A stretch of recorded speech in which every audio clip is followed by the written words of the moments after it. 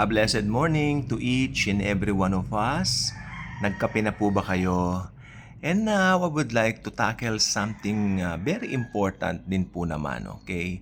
Lahat ng tinatapik natin dito, it should be directed to the Word of God and to the Lord Jesus Christ. Ito po ay matagal na pong controversy, no? Tungkol sa isang artifact. Actually, ito pong artifact na ito ang pinaka kumbaga binusisi ng husto sa buong mundo. Ito ang artifact na well-tested, kumbaga ilang beses nang na-examine, well-examined artifact.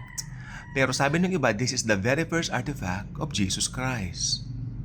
Pero malabo po kasi. Sa Bible po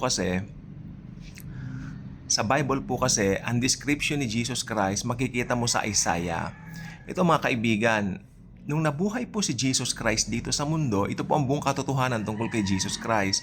Si Jesus Christ po ay approximately nasa 5'4 to 5'5. Yan po ang tinatawag na ordinaryong taas ng mga tao nung araw na yon.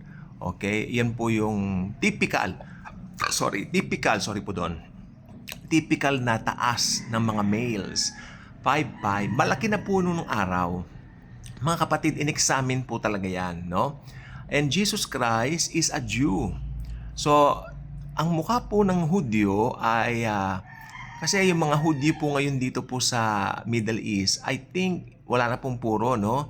Kung gusto mo makita ng purong Hudyo, tumingin ka sa mga Arabo, ng mga taga-Saudi, yan, mga pure po, ganyan po mga pure na Jews. Kasi magkapatid po yan kung tutusin. Nag-aaway lang po sila sa ilang mga matters, no? Ganun po ang itsura ng mga real na Hudyo, pure na Hudyo, no? At ang nakakalungkot po nito, minsan yung mga tao na fall na po sa idolatry, nang hindi namamalayan, na masyado mong binubusisi, masyado mong inuungkat, ano bang itsura ni Jesus. Well, alam nyo sa Book of Isaiah, nakalagay po doon, wala siyang beauty. Makinig po mabuti, papaliwanag ko mabuti ito sa inyo para makuha po nating lahat, ano? Wala siyang beauty na sukat natin siyang i-desire. May nangangaral na si Jesus daw pangit nung nabuhay. Of course not. Hindi po pangit si Kristo. Hindi po pangit si Jesus. Kaya lang, ang point lang po dito, siya po ay ordinaryong Hudyo. Katipikal niya yung mga Hudyo. Pero hindi po siya pangit. Alam niyo ang mukha ng mga Hudyo, maganda po ang pictures ng mga yan. Matangos ang ilong, maganda mga mata. Pero siguro I believe si Jesus dark ng konti ang kulay. Kasi po ano po siya eh. Hindi po siya yung karpenterong gumagawa ng kahoy. Ano po siya, ang ginagawa po niya, mga bricks, no? Gumagawa po siya ng tekton ng doon eh, ang salin eh. Siya po ay hindi carpenter na gumagawa ng kahoy, tekton ng tekton. Ibig sabihin ginagawa niya mga nagbi-build siya ng mga building. So si Jesus, you can imagine him na nasa 5'5 ang taas, malaki ang pangangatawan, no? Medyo ang kutis syempre maitim, pero ang mukha niya I believe maamo. Kasi si Jesus Christ po maamo talaga ang mukha. He's not ugly, of course. Mga Hudyo, typical na Hudyo. Kaya lang po sinabi doon na wala siyang beauty na i-desire kasi kumpara kay King David, si David binigyan talaga ng diin na siya ay magwapo, pati yung anak niya si Absalom. Alam mo kung si Jesus Christ ay talagang masasabi mong merong katangian na ganun, babanggitin ng Bible eh. Pero si Jesus, pinili niya magpaka-ordinary. No? Yun ang ministry niya. Para hindi tumingin sa panlabas, kundi tumingin sa panloob. Palakpakan natin ang Panginoon. Kaya I believe Jesus Christ was 5'5", no? He looks very ordinary. Tanda po ninyo nung huhuliin siya. Sabi ni Judas, magbibigay ako ng palatandaan, I will kiss the man for you. Yung dadakipin ninyo, then dakipin na ninyo pag hinalikan ko. Alam niyo kung ba't nagbigay si Judas ng palatandaan? Kasi si Jesus Christ, kamukha rin niya yung mga disciple niya. Siguro iisang tabas ng buhok. At ang buhok po nila hindi I believe ang buhok ni Jesus hindi pulong, hindi mahaba. Nilalagay ko lang po sa mga thumbnail ko mahaba kasi yan po ang nakasanayan eh. Pang thumbnail lang naman eh. 'Di ba? So, si Jesus Christ probably kulot-kulot ang buhok na medyo malaki ang pangangatawan, ganun po, no? Pero tandaan po ninyo, there's no beauty beside Him.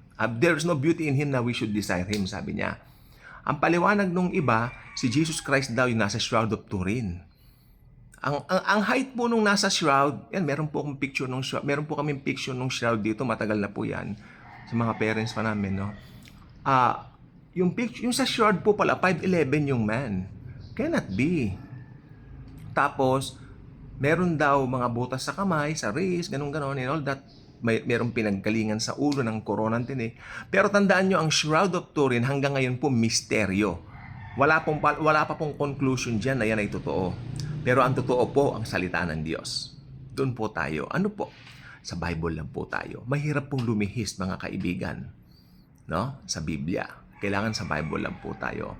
While hindi naman po masama yung magkaroon ka ng mga picture ni Jesus, kami po, marami po kami. Kasi we grew up na talagang may mga collection po yung mga magulang ko ng mga portraits ni Christ. Hindi naman po ganun kalalaki. Mga katamtaman lang naman. We keep it. Mahabang buhok, di ba? Si Cesare Borgia daw yun, natatawa nga ako eh. Kahit sino pa yan, no?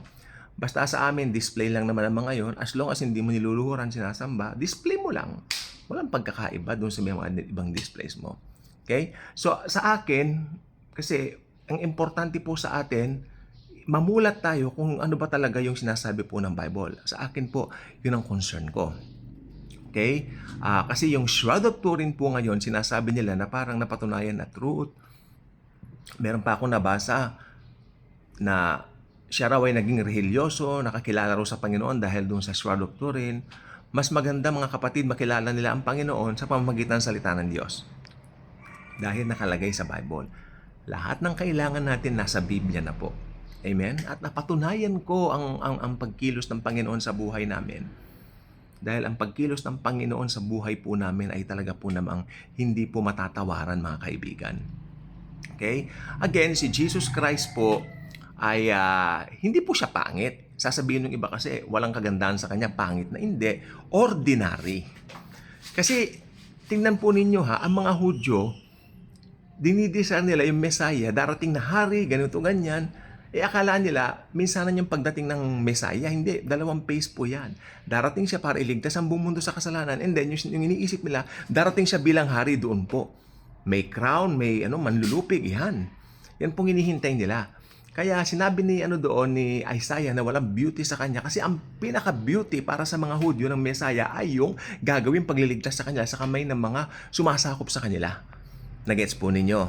Yun po yun. No? Pero kingdom, mga kaharian. Pero si Jesus, makikita mo rito, hindi siya tumitingin sa panlabas na anyo.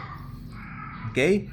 Pag si Jesus Christ, nung panahon niya, lumalakad siya sa daan, sa kalye, hindi siya pinapansin kasi kapareho lang nila.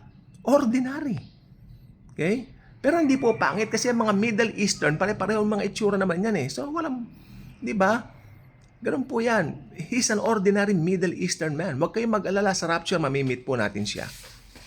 Ito halimbawa, iniisip mo si Jesus yung long hair, mahabang buhok, na ganito, na ganyan. Pagkatapos, pag nag-rapture na, hahanapin mo, asan kaya si Jesus? Then nakatayo na pa sa tabi mo, ako si Jesus, sasabihin niya. Hindi yung ini-expect mo na nasa isip mo. Okay? So, sa mga ibang preachers naman na nangangaral dyan, huwag naman nating ikaw convert si Jesus doon sa gusto natin na maging siya. Yung sa Shroud of Turin, kaya ako, never akong naniniwala doon yung Shroud of Turin si Jesus Christ. No. Dahil maraming supporting verses ang Isaiah.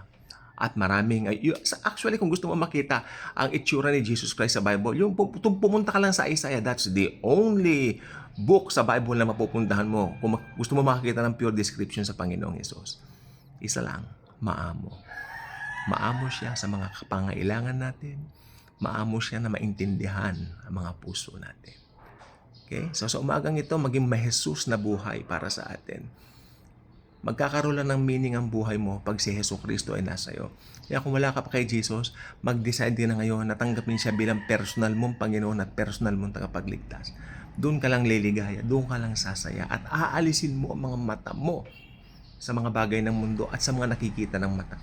Because we walk by faith and not by sight.